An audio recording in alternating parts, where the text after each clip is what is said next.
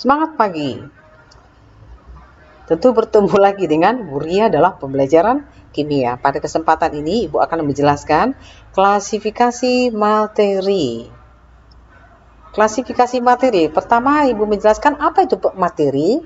Materi adalah segala sesuatu yang memiliki massa dan menempati ruang. Atau segala sesuatu yang dapat kita lihat atau raba. Hantu nggak bisa kita raba ya, berarti hantu bukan materi. Ya, materi itu terbagi atas zat tunggal dan campuran. Zat tunggal sering disebut juga zat murni. Zat tunggal itu terbagi atas unsur dan senyawa. Kemudian campuran itu ada campuran homogen, ada campuran heterogen. Kemudian Ibu akan menjelaskan pengertian unsur, senyawa, campuran homogen, campuran heterogen. Yang pertama unsur. Unsur adalah zat tunggal yang tidak dapat diuraikan menjadi zat yang lebih sederhana secara kimia. Atau dikatakan unsur merupakan zat yang paling sederhana. Kita sudah mengenal lebih dari 100-an unsur. Ada sekitar 90-an unsur yang ada di alam, ada sekitar 10-an unsur yang merupakan unsur buatan. Sudah lebih dari 100 unsur sebenarnya. Kemudian, lambang unsur dan namanya. Nah, tentu kamu sudah mengenal unsur-unsur yang ada di alam. Hidrogen, lambangnya H.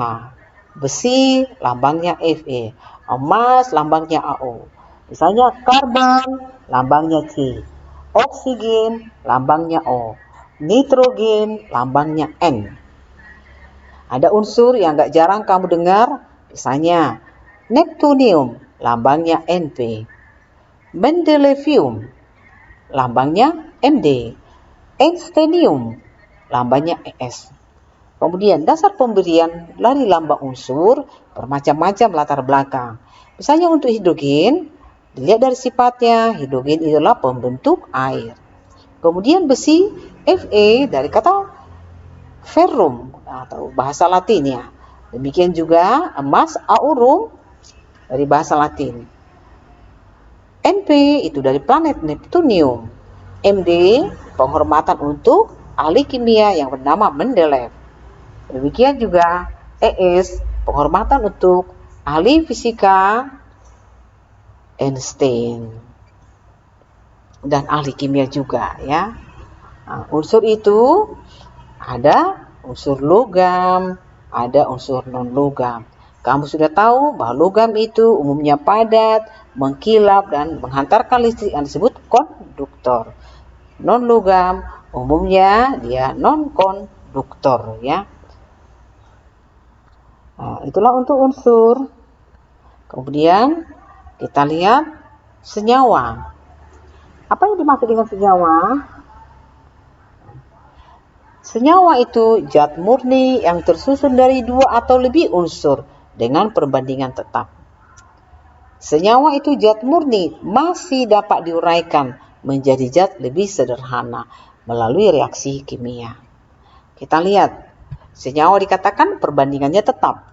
Dalam CO2, perbandingan C dan O selalu 3:8. Dalam H2O, perbandingan H dengan O selalu 1:8. Ini nanti akan dipelajari dalam hukum-hukum dasar kimia. Zat murni atau senyawa masih dapat diuraikan. Nah, misalnya tadi H2O masih bisa diuraikan menjadi hidrogen dan oksigen secara kimia melalui reaksi elektrolisis atau melalui proses elektrolisis. Kita mengenal unsur sekitar lebih dari 100-an ya, belum nyampe 200, belum nyampe 150. Tetapi senyawa yang sudah kita kenal sudah lebih dari 20 jutaan. Karena senyawa itu dibentuk dari unsur-unsur yang bergabung. Baik itu senyawa yang ada di alam, baik itu merupakan senyawa yang dibuat atau disintesa.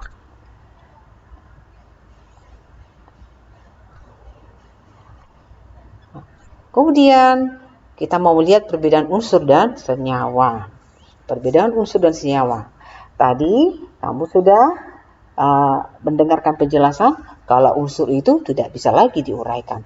Kalau senyawa masih dapat diuraikan dengan reaksi kimia. Kalau unsur itu sifatnya ya misalnya ya natrium, ya sifatnya ya logam natrium dan padat. Dia tidak bersenyawa ya, jadi sifatnya ya sama dengan sifat unsur itu sendiri. Sementara kalau senyawa karena dia udah bersenyawa, sifat dari senyawa itu berbeda dengan unsur pembentuknya. Nah, misalnya nih, kita lihat logam Cu dengan serbuk besi. Cu itu warna merah, S itu warna kuning. Cu itu tadi konduktor, S itu non-konduktor. Setelah menjadi CuS, sifatnya non-konduktor. Sifatnya berbeda dengan sifat CuS berbeda dengan S dan Cu. Kalau saya ambil satu lagi, misalnya NaCl. NaCl itu garam, rasanya asin, ya tentu asin. Tetapi unsur pembentuk Na apa? Ada Na, unsur pembentuk NaCl ada Cl2. Na itu adalah logam yang sangat reaktif, yang mudah meledak. Cl2 itu adalah gas. Itu untuk perbedaan unsur dan senyawa. Sekarang campuran. Apa yang dimaksud dengan campuran? Ya campuran itu gabungan dua atau lebih senyawa. Sifat senyawa masih ada di dalam campuran tersebut. Campuran ada yang homogen, ada yang heterogen. Larutan gula, campuran air dengan gula, kelihatan homogen. Larutan garam, campuran garam dengan air. Ini garam dapur khususnya NaCl. Tetap kelihatan homogen. Homogen di sini artinya antara molekul air dan molekul gula tidak bisa dibedakan. Demikian larutan garam antara molekul NaCl dan molekul H2O tidak bisa dibedakan. Berbeda untuk NaCl ion-ionnya bukan molekul partikelnya terkecilnya. Kemudian dikatakan tadi bahwa sifat dari senyawa itu masih ada walaupun dia sudah membentuk suatu campuran. Misalnya larutan gula rasanya manis. Kenapa? Gulanya sendiri ya manis. Larutan garam, tadi campuran garam dan air pasti asin karena garam sendiri itu asin. Jadi sifat dari garamnya NaCl-nya masih ada atau tidak hilang sifatnya, ya. Itulah untuk campuran homogen. Bagaimana campuran heterogen? Untuk campuran heterogen, zat yang bercampur masih bisa dibedakan. Kamu campurkan besi dengan pasir, bisalah dibedakan ya. Itu bisa dibedakan. Itu untuk campuran. Kemudian, apa sih perbedaan senyawa dengan campuran? Tadi sudah dijelaskan ya. Perbedaan senyawa dengan campuran tadi. Kalau senyawa, komposisinya tetap. Kalau campuran tidak tetap. Ibaratnya, larutan, misalnya NaCl. Kita bisa, misalnya ini hanya gramnya 1 gram doang. 1 gram misalnya NaCl-nya ya. 1 gram. Sementara airnya 1 liter. Atau bisa juga kita bikinin 1 kilo. Ya, airnya ya 10 liter gitu loh. Jadi perbandingannya tidak tetap. Tadi kalau senyawa pemisahan secara kimia tadi lewat elektrolisis, kalau campuran gimana memisahkannya? Kalau larutan NaCl kita mau pisahkan menjadi airnya, air dan NaCl, tentu ini dengan cara dipanaskan. Kalau ini kita panaskan, airnya menguap. NaCl-nya kembali lagi kita temukan dalam bentuk serbuk putih atau kristal warna putih. Karena NaCl itu tidak akan mendidih atau tidak akan menguap seperti air.